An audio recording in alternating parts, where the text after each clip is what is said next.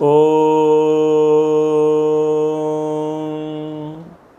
विश्वानि देव सवितर्दुरितानि परासुव यद्भद्रं तन्नआसुव यद्भद्रं तन्नआसुव। महाभारत अध्ययन अनुशासन पर्व का हम अध्ययन कर रहे हैं। आज का हमारा विषय है प्रवृत्ति मार्ग और निवृत्ति मार्ग। दोनों मार्ग स्वीकारे गए हैं। प्रसंग अनुसार कभी प्रवृत्ति अच्छी होती है और कहीं पर निवृत्ति अच्छी होती है।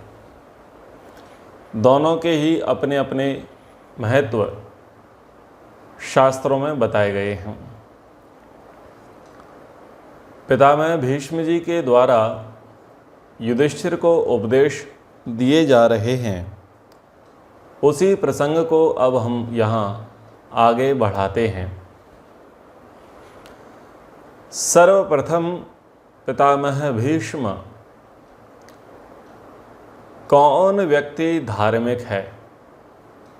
गृहस्थ व्यक्ति किस प्रकार से धर्मानुष्ठान करे अथवा गृहस्थ के लिए आवश्यक धर्म विधान अर्थात कर्तव्य कर्म क्या हैं, उसको वो सबसे पहले कहते हैं। पंचयज्ञ विशुद्धात्मा सत्यवाग अनसूयकः दाता ब्राह्मण सत्कर्ता सुसंसृष्ट निवेशनः अमानी चा सदा जिह्म्य स्निग्धवाणी प्रदस्तथा अतिथ्य अभ्यागतरतिः शेषान्नकृत भोजनः पाद्यम अर्घ्यम यथा न्यायम आसनम शयनम तथा दीपम प्रतिश्रयम चैव यो ददाति सा धार्मिकः।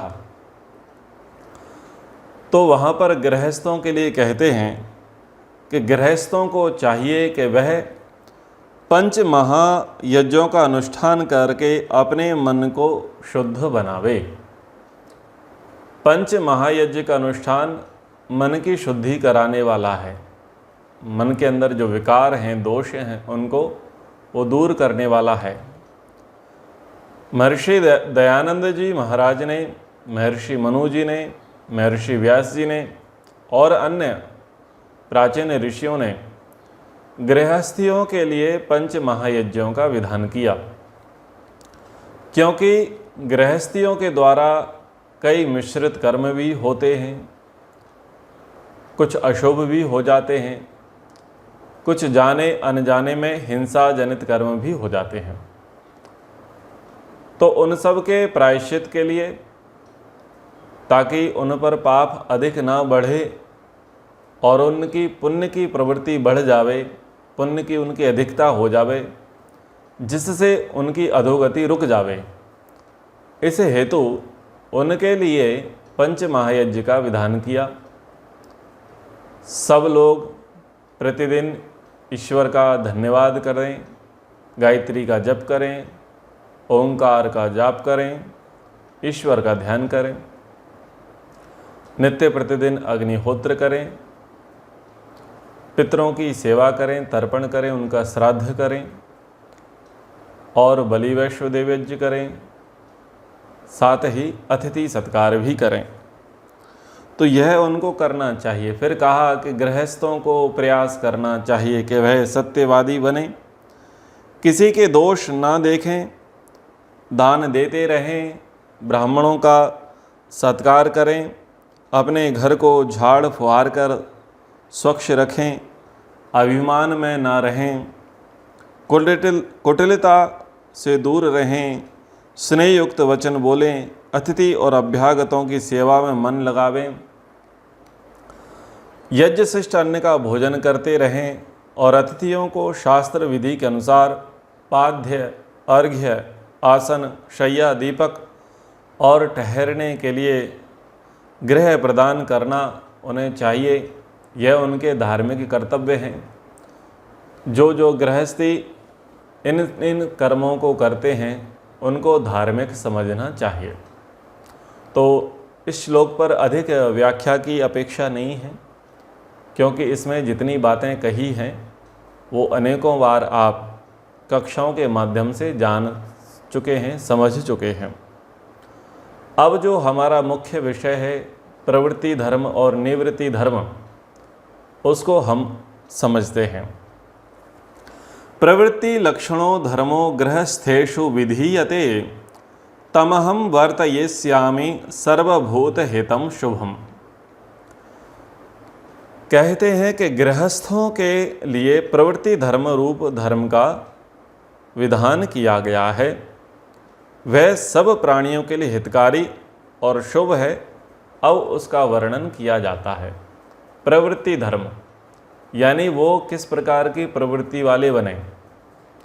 अभी जो बातें कहीं, पंच महायज्ञ करो, अतिथि सत्कार करो, ब्राह्मणों की सेवा करो, दान दो और वाणी के व्यवहार को समझो, घर की स्वच्छता रखो और अमृत भोजी विगशासी, ये 2 प्रकार के भोजन करने वाले बने, आदि आदि ये जो बातें कहीं वो सब प्रवृत्ति मार्ग के लिए ही हैं। पर और उन्होंने कहा तो प्रवृत्ति गृहस्थ की किस में अधिक होनी चाहिए। कह रहे हैं दातव्यम असकृत शक्तया यष्टव्यम असकृत तथा पुष्टिकर्म विधानम चा कर्तव्यम भूतिमिक्षता। 3 बातें इस श्लोक में प्रवृत्ति मार्ग के संबंध में कही।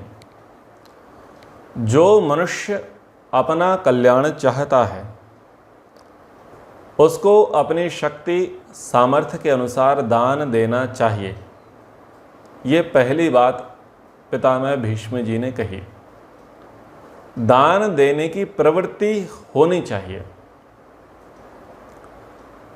वेद में प्रार्थना करी गई, वेद में ये कहा गया कि जो लोग देव हैं उनको देव पसंद करते हैं, उनको ईश्वर पसंद करता है, उनको भद्र लोग पसंद करते हैं। ना स्वप्ना स्पृहंति, और जो कंजूस हैं, अदाता हैं, उनको ना तो देव पसंद करते हैं, ना विद्वान पसंद करते हैं और ना ही उनको ईश्वर पसंद करता है। मानता स्थूर्णो अरातया, ऐसी अच्छी प्रार्थनाएं करी गई। अपघ्नंतो अरावणः, तो कई ऐसे वेद वचन हैं जो ये कहते हैं कि हमारे अंदर से अदाता के भाव चले जावें, हम कंजूस ना रहें, हम कृपण ना रहें, हम कृतज्ञ ना रहें, हम लोगों में देने के भाव सदा बने रहें। तो प्रवृत्ति मार्ग की सबसे बड़ी बात ये कही कि मनुष्य को अपने सामर्थ्य शक्ति के अनुसार, समय के अनुसार यथाशक्ति दान देने का प्रयास करना चाहिए। चाहे वो धन का दान देवे, किसी भी वस्तु का दान देवे, परंतु दान का यानी सहयोग और समर्पण का भाव प्रत्येक पुरुष के अंदर, प्रत्येक स्त्री के अंदर होना चाहिए, उसमें उसकी प्रवृत्ति होनी चाहिए। दूसरा कहा सदा यज्ञ करना चाहिए। प्रत्येक मनुष्य को देव पूजा संगति करण दान, इससे जो ओतप्रोत कर्म है जिसको कहा गया यज्ञ, इस यज्ञ कर्म में प्रवृत्ति होनी चाहिए, अनध्याय नहीं। इसमें निवृत्ति ना माने। जब तक शरीर का सामर्थ्य है, आयुष्य बचा हुआ है, तब तक प्रत्येक मनुष्य को चाहिए कि वह यज्ञ आदि शुभ कर्म, श्रेष्ठ कर्म, ऐसे कर्म जो स्वर्ग की प्राप्ति कराने वाले हैं, ऐसे कर्म जो सुख शांति को दिलाने वाले हैं, ऐसे कर्म जो मन को मिलाने वाले हैं, निरोगी बनाने वाले हैं और सकारात्मक ऊर्जा का संचार जो परिवार में और समाज में करने वाले हैं, ऐसे कर्मों की प्रवृत्ति उनकी बनी रहनी चाहिए, उससे उन्हें पृथक नहीं रहना चाहिए।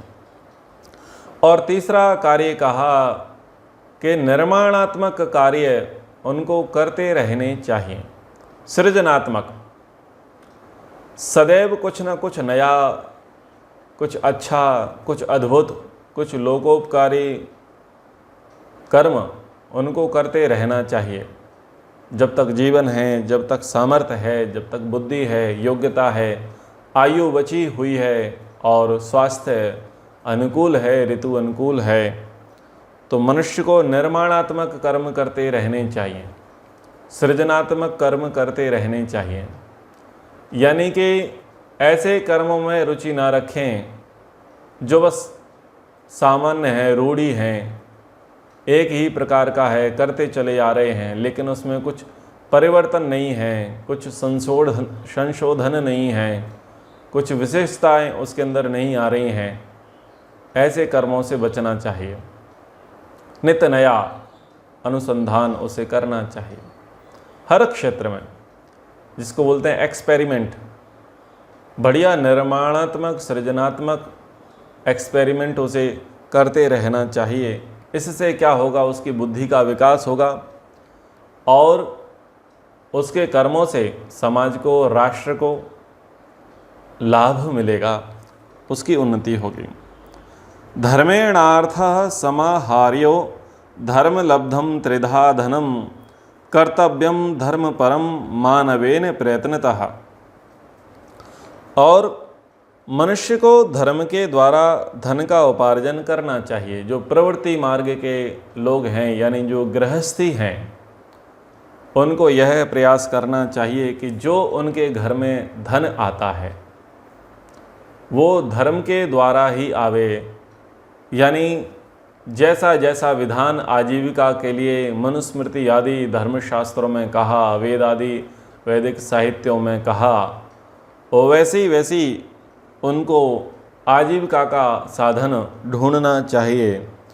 उस धर्म से उपार्जित धन के 3 भाग करके रखना चाहिए तथा प्रयत्नपूर्वक धर्म प्रदान कर्म का अनुष्ठान करना चाहिए। तो पहली प्राथमिकता है कि धर्म के अनुसार अर्थ का उपार्जन करें। दूसरी प्राथमिकता है कि जो धर्म से उपार्जित धन है उस धन के 3 विभाग किए जावें, और उसमें भी क्या प्रायोरिटी रखें, प्राथमिकता किसे देवें कि जो धन उपार्जन है वो धर्म प्रधान कर्म हो, उसमें धर्म की अधिकता होवे, इसका विशेष ध्यान रखा जावे। तो अब धन का विभाजन 3 प्रकार से किस प्रकार होगा, धन का विभाजन 3 हिस्सों में क्यों करें, किस लिए करें, उसके संबंध में कहते हैं। एकेन अंशेन धर्मार्थौ कर्तव्यो भूतिमीक्षता एकेनांशेन कामार्थ एकम अंशम विवर्धयेत। तो प्रत्येक गृहस्थी को चाहिए कि वह अपनी उन्नति के लिए धन के 3 विभाग करें, 3 डिवाइडेशन वो करें।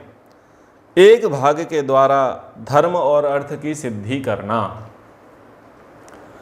यानी आपने जो धन कमाया है, उदाहरण के लिए आपने 100 रुपये कमाए हैं, 100 रुपये आपके पास हैं, तो 100 रुपये का आप विभाजन कर दीजिए 3 हिस्सों में, तो 33.33 ऐसे करके आ जाएगा।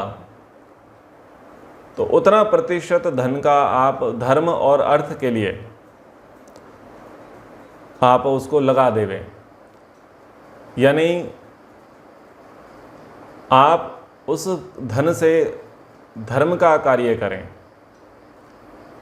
उस धन से समाज कल्याण का कार्य करें, राष्ट्र उत्थान का कार्य करें, उस धन से आप दान देवें। फिर कहा दूसरे भाग को उपभोग में लगा देवें और इतने ही भाग को आप उपभोग में लगा देवें। यानी आपके पारिवारिक जीवन को, दाम्पत्य जीवन को, गृहस्थ जीवन को निर्वाह करने के लिए आप उस धन का प्रयोग करें, उतने ही हिस्से का, और उतने ही हिस्से को आप तीसरे अंश में आप प्रयोग करें। यानी अब आप उसे बढ़ाने का प्रयास करें, यानी पूंजी से व्यापार करें। इस प्रसंग को और समझने के लिए मैं आपको सभा पर्व का एक प्रसंग सुनाता हूँ। युधिष्ठिर जी के पास नारद जी जाते हैं। नारद नीति के अंतर्गत वहाँ पर नारद जी पूछते हैं युधिष्ठिर की आजीविका के विषय में। कच्चिद आयस्य च अर्थेन चतुर्भागेन वा पुनः पादभागे स्त्रीभिर्वापि व्यया संशुध्यते तब। वो पूछते हैं कि हे युधिष्ठिर, तुम्हारी जो आय है, आजीविका है, उस आजीविका में से कितने धन से तुम्हारा काम चल जाता है। तो वहाँ पर वो कहना चाहते हैं और उसको मैं फिर 100 रुपये से विभाजित करता हूँ। तो इससे क्या होगा कि सरल रूप से आपको समझ में आएगा। तो यदि आपको 100 रुपये मिलते हैं तो प्रयास करें कि 25 रुपये में आप अपनी गृहस्थी चला लें। यदि 25 रुपये में आपकी गृहस्थी नहीं चलती है तो आप 50 पैसे में 50 रुपये में आप अपनी गृहस्थी चलाने का पूरा प्रयास करें। उसके बाद भी यदि आपकी गृहस्थी का निर्वाह नहीं हो पा रहा है, धर्म अर्थ और भोग की सिद्धि नहीं हो पा रही है, तो फिर आप 75 रुपये में, अंतिम से अंतिम इतना है, 75 रुपये में आप अपनी गृहस्थी को और धर्म अर्थ उपभोग की सिद्धि के लिए आप उतना लगावें। शेष 25 रुपया वो आपका बचा रहे, वो संचित धन हो जावे, वो आपातकाल के लिए कार्य आवे, दूसरों की सहायतार्थ कार्य आवे। तो वहाँ पर इस प्रकार से विभाजन की बात करी गई। यानी ये कहा कि आप धन तो कमा रहे हैं लेकिन धन का अंधाधुंध उपभोग ना किया जावे। जितना कमाया और कमाया सारा का सारा आपने गंवा दिया, तो ये श्रेष्ठ गृहस्थी, आदर्श गृहस्थी के लक्षण नहीं है।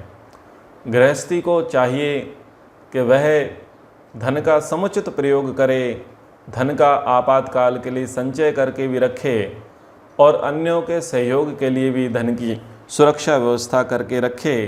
तो यहाँ पर कहा कि आप एक अंश को, एक भाग को धर्म और अर्थ की सिद्धि के लिए प्रयोग करें।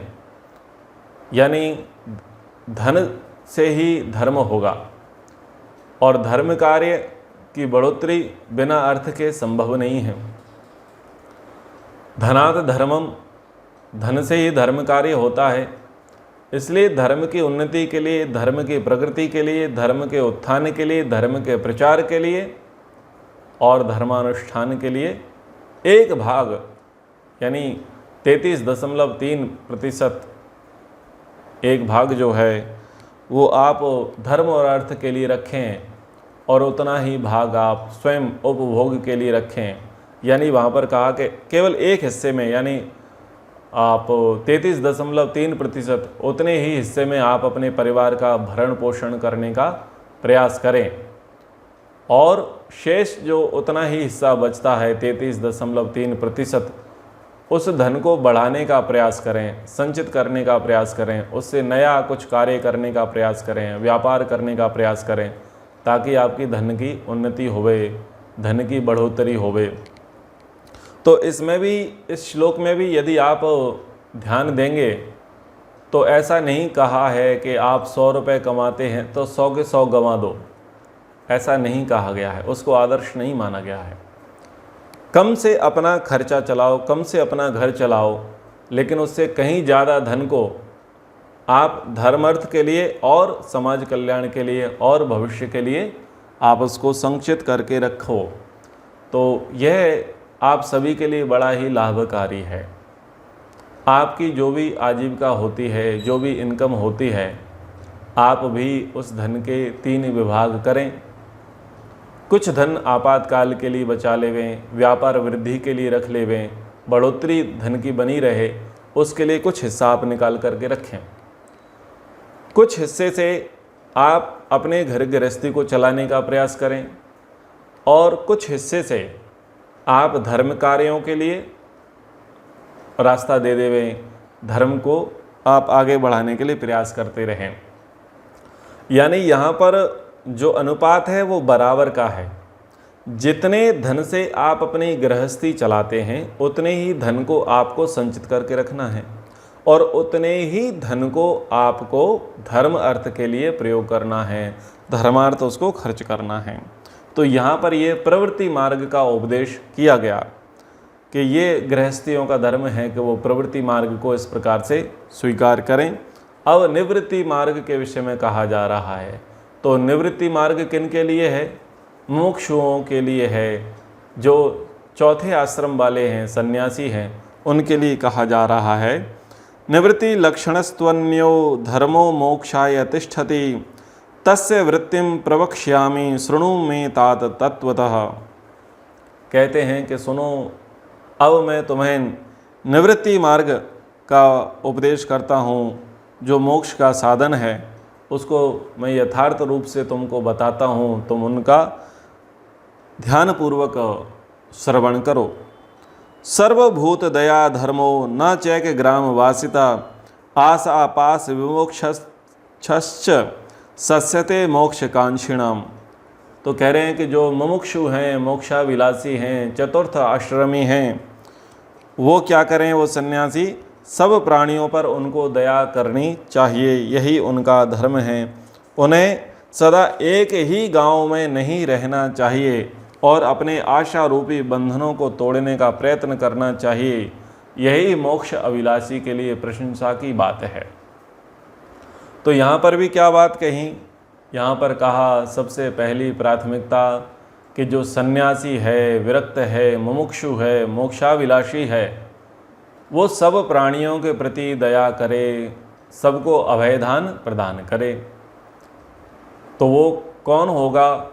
जो प्योर शाकाहारी होगा, जो बीड़ी, पुड़िया, तंबाकू, सिगरेट, शराब, चिलम, अफीम, सुल्फा, गांजा, भांग आदि आदि इन नशे पत्तों में जो संलग्न नहीं रहेगा, जो लोकेशणा, वित्तेषणा, पुत्रेषणा, हिंसा जनित कर्म, हिंसा जनित व्यवहार, जिनसे जो सर्वथा दूर रहेगा, वही तो वास्तविक रूप में, सच्चे अर्थों में वास्तविक सन्यासी है और वही सब प्राणियों के प्रति दया का भाव रखेगा। दूसरा, उसे क्या करना है? आशा रूपी जो बंधन हैं, उन बंधनों को नित्य प्रति गवेषणा करते हुए, आत्मनिरीक्षण करते हुए, चिंतन पूर्वक उनको तोड़ने का उसे प्रयत्न करना चाहिए। यही मोक्ष अभिलाषी के लिए और प्रशंसा की बात है। और एक स्थान पर नहीं ठहरना है, रुकना नहीं है। और कहा न कुट्याम नोदके संगम न वाससी न चा आसने न त्रिदंडे न शयने न आग्नौ न शरणालये। तो जो मुमुक्षु है, मोक्षाभिलाषी है, मोक्ष मार्ग का पथिक है, श्रेय मार्गी है, निवृत्ति मार्गी है, वह साधक ना तो कुटी में आसक्ति रखे, न जल में, न वस्त्र में, न आसन में, न त्रिदंड में, न शैया में, न यज्ञ में, न किसी निवास स्थान में आसक्ति रखे। यानी जो मिल गया वहाँ रह लिया। सन्यासियों के लिए, विरक्तों के लिए भर्तृहरि जी ने बहुत सुंदर श्लोक कहा। धैर्यं यस्य पिता क्षमा च जननी शान्ति शिरं गेहिनी सत्यं मित्रमिदं दया च भगिनी भ्राता मनः शय्यमः शय्या भूमितलं दिशोऽपि वसनं जानामृतं भोजनं हेते यस्य कुटुम्बिनो वद सखे कस्माद् भयं योगिनः कस्माद् भयं योगिनः। तो भर्तृहरि जी ने यहाँ बड़ी उत्तम बातें योगियों के लिए कहीं।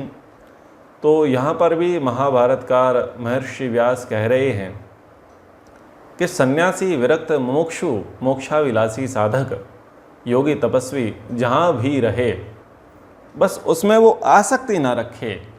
अगर कहीं कुटिया में रहता है तो कुटिया के प्रति आसक्ति ना रखे, किसी नदी के किनारे रहता है, किसी वृक्ष की कंदरा में रहता है, गुफाओं में रहता है, तो ना तो वो अपने दंड पर, ना लोटा पर, ना त्रिदंड पर, ना आसन पर, ना शैया पर, ना कुटी पर, किसी भी चीज़ पर वो आसक्ति ना रखे, ना ये मेरी है और मैं इसे नहीं छोड़ सकता, ऐसा वो ना करे।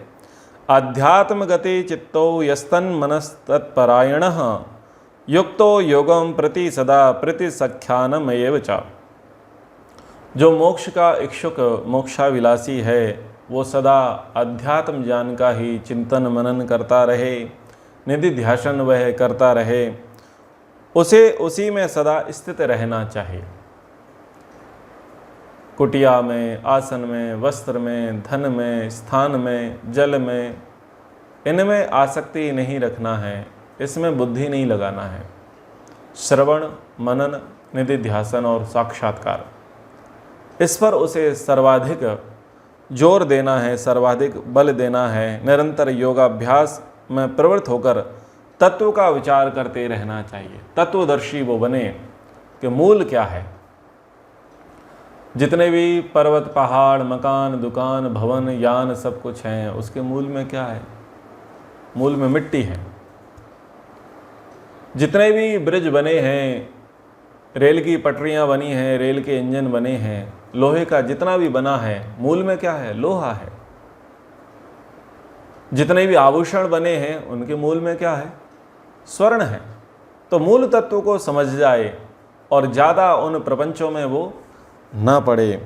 वृक्ष मूल परो नित्यम शून्यागार निवेशनः नदी पुलिन शयी साई च नदी तीरस्तरिश्च यः विमुक्ता सर्वसंगेषु स्नेहबंधेषु च द्विजः आत्मन्येवात्मनो भावम समासज्जेत वै द्विजः। तो कह रहे हैं कि सन्यासी द्विज को उचित है कि वह सब प्रकार की आसक्तियों और स्नेह बंधनों से मुक्त होकर सदा वृक्ष के नीचे, सूने घर में अथवा नदी के किनारे रहता हुआ अपने अंतःकरण में ही परमेश्वर का ध्यान करे। तो ईश्वर का ध्यान कहाँ होगा? अपने अंतःकरण में होगा। तो कुछ काल वो वृक्ष के नीचे बैठ कर के अभ्यास करे, कुछ काल वो नदी के किनारे बैठ कर के अभ्यास करे, कुछ काल वो सूने घर में, कंदरा में, गुफा में बैठ कर के अभ्यास करे। परंतु जहाँ पर भी बैठ कर के अभ्यास करे, उस जगह, उस वस्तु, उस पात्र, उस स्थान में वो आसक्ति न रखे। न चैकत्र समासक्तो न चैकर ग्राम गोचरः मुक्तो हियठति निर्मुक्तो न चैक पुलिनेशयः।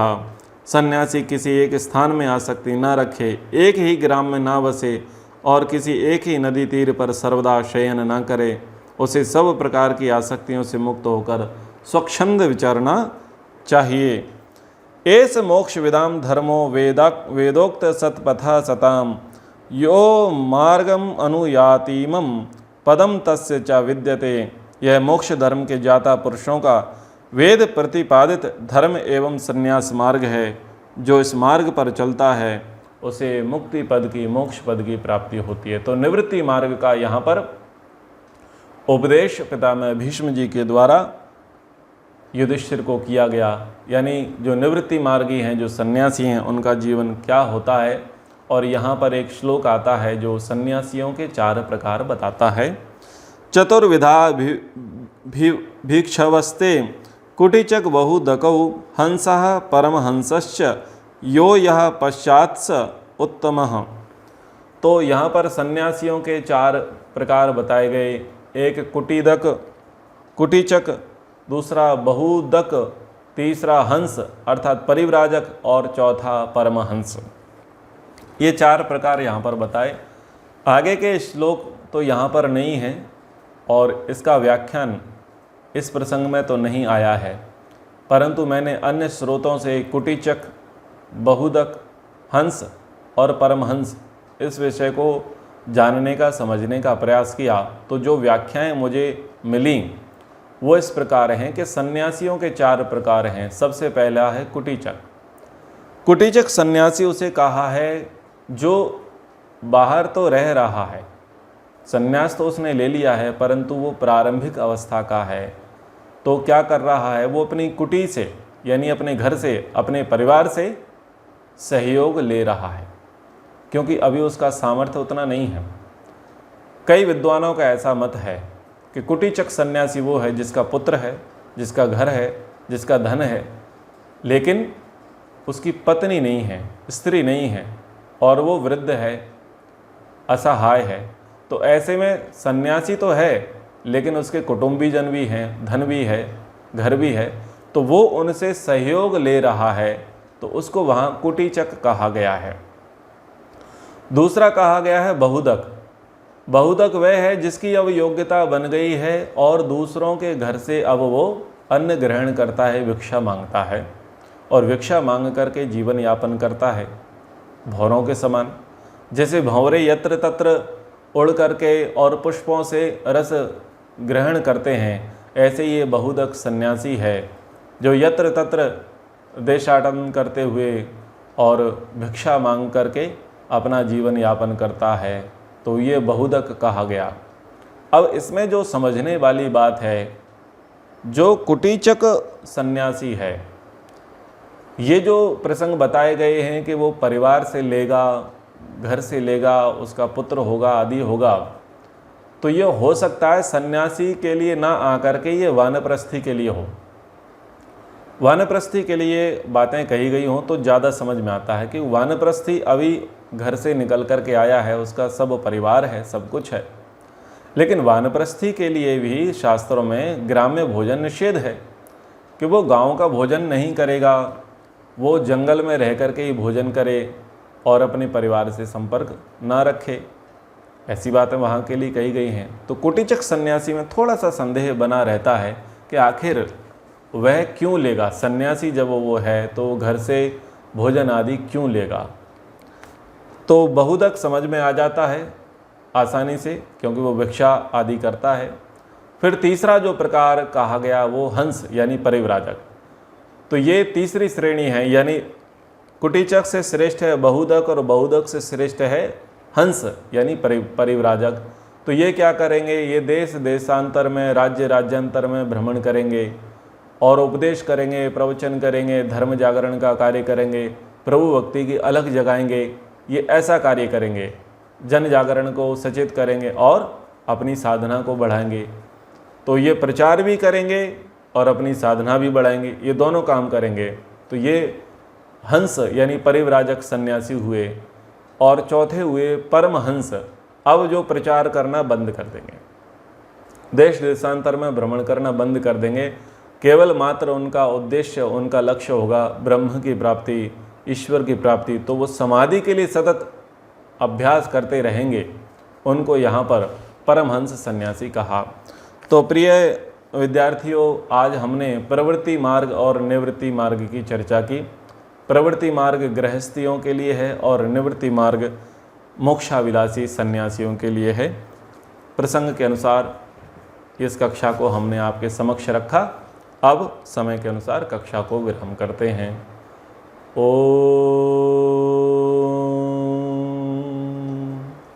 सर्वेभ्यो नमः।